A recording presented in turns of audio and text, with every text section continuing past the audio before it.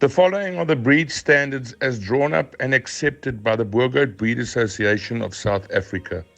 The aim of the breeding standards is to improve the breed and to increase the economic value. Conformation. The head. A strong head with large, soft brown eyes without a wild or untamed look. A strong, slightly curved nose with wide nostrils, deep, broad, well-shaped lower jaw, and a prominent nasal bone and interlocking jaws. Up to 6 teeth of age must have a perfect 100% bite. 8 tooth and older may show 6 millimeter protrusion. Permanent teeth must cut in the correct anatomical place.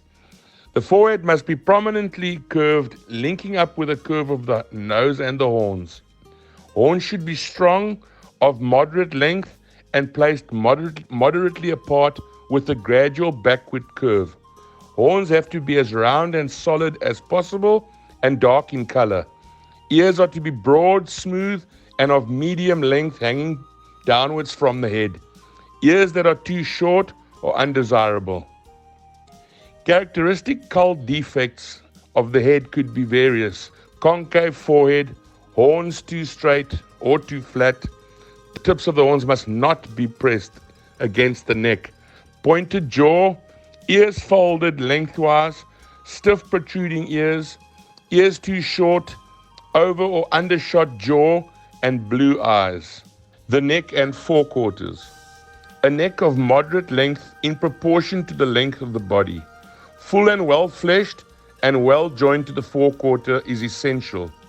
The sternum should be broad with a deep and moderate chest projection. The shoulders should be fleshy in proportion to the rest of the body, well fitted to the withers. The withers should be broad, as well fitted as possible, not sharp. The front legs should be of medium length and in proportion to the depth of the body. The legs should be strong and well placed, with strong pasterns and well-formed hooves as dark as possible.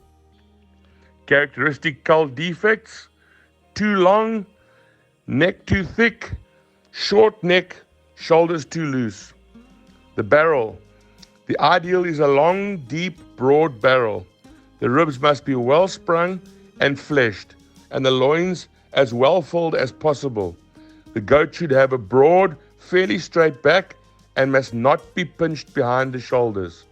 Characteristic cull defects: back too concave, too slab-sided, cylindrical, pinched behind the shoulders. The hindquarters.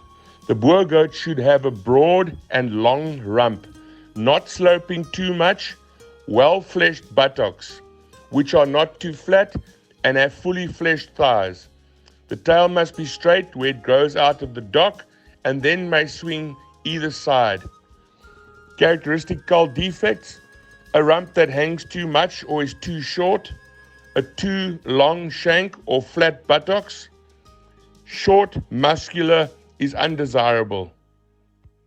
The tail. The tail may be red, but the red color may not continue onto the body for more than 2.5 centimeters. Red hair covering. Very few red hair is permissible within the coat from 2 tooth and onwards. In the rams, 2 reasonably large, well-formed, healthy and equal in size testes in 1 scrotum. Scrotum with a split no larger than 5 centimeters is permissible. The scrotum must be at least 28 centimeters in circumference and in proportion to the body. A well-shaped and sturdy attached udder with teats, acceptable as guidelines and will be valid and binding until research results confirm or prove otherwise. Characteristic cull defects: bunched, calabash or split teats, testes too small, scrotum with more than a 5 centimeter split in the scrotum. Coloring. The ideal is a white goat with a red head, preferably with a white blaze, and fully pigmented skin. Shadings between the light and dark red are permissible. The minimum requirement for a stud animal is a patch of at least 10 centimeters in diameter on both sides of the head, ears excluded. Both ears should have at least 75% red coloring with 75% pigmentation in the hairless areas. There may be no variation of the color of a stud buck. In other words, it must be a pure color.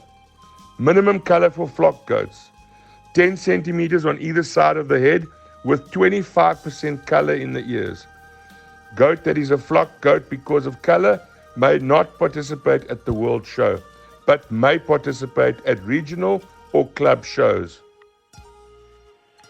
The following color is permissible for stud purposes in the head, neck, and forequarters.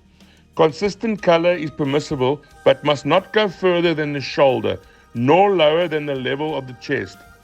The barrel, hindquarter, and belly. Only one patch not exceeding 10 centimeters in diameter is permissible. The legs. The term legs means the portion below the imaginary line formed by the chest and the underline. Patches with a combined diameter of 5 centimeters is permissible. Pigmentation. Discriminate against too light pigmentation. In flock goats is a Boer goat which does not comply with stud standards but has no cull defects. At least 50% of the color must be white. The other 50% must be red. The red color of the commercial goat must be 50% continuous without creating the impression of being motley. The rest of the body must be white. If the red color is in the form of separate markings, it must never give the impression of being motley. Under the tail, the flock goat must be at least 25% pigmentated. Skin and covering. A loose, supple skin with sufficient chest and neck skin folds, especially in the case of rams, is essential. Eyelids and the hairless parts of the body must be pigmented. The hairless skin under the tail should have at least 75% pigmentation for stud purposes, with 100% pigmentation being the ideal. A limited amount of fur will be tolerated during winter months. Cull defects: covering too long and coarse or too furry, and a lack of pigmentation at the hairless parts.